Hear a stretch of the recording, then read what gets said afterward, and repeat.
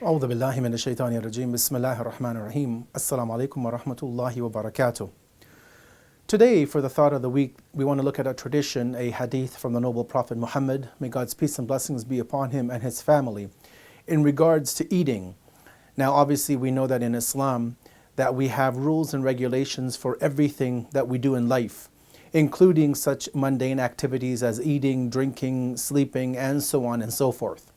And so we want to look today at what the noble Prophet of Islam and the deen of Islam, the religion of Islam, has to say about the topic of eating. Because we know from a review of the verses of the Quran and the traditions of the 14 infallibles, and obviously as an extension from the Islamic laws of the scholar whom we follow, that we're not allowed to, as Muslims, to just eat anything that we want. There are rather regulations and rules which govern what we can eat and what we can't eat.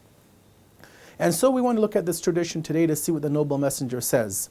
He states the following: an angel remains above the person who eats permissible food and asks for forgiveness for him as long as he continues to eat.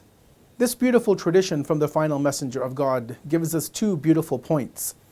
It shows us how even eating is and can be an action which is blessed by Allah. It is an action which entails the forgiveness, the divine mercy of our Creator.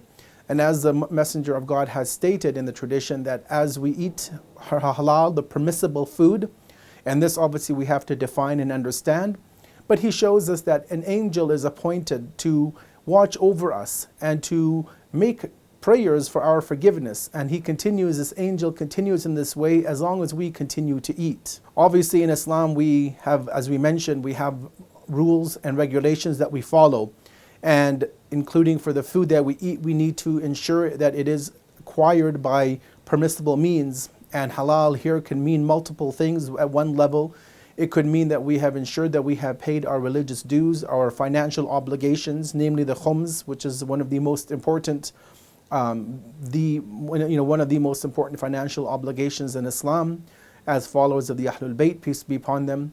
And obviously secondly is that we ensure that the actual product that we're eating has been, for example, slaughtered according to the ways of the Islamic legislation. We also ensure that there are many other things that we look after in terms of the food, not only that it is slaughtered from a permissible means, but that it is cooked in a proper way. It is not mixed with improper food.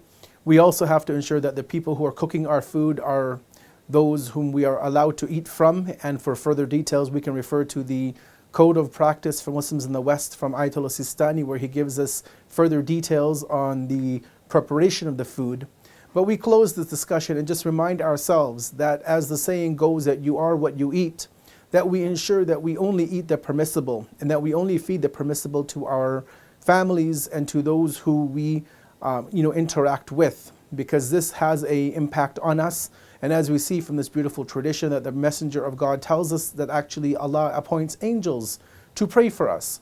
And so what better way to continue in our quest towards Allah's proximity and to gain His forgiveness than by following such commandments of the noble Messenger of Islam, the Prophet Muhammad, may God's peace and blessings be upon him and his family.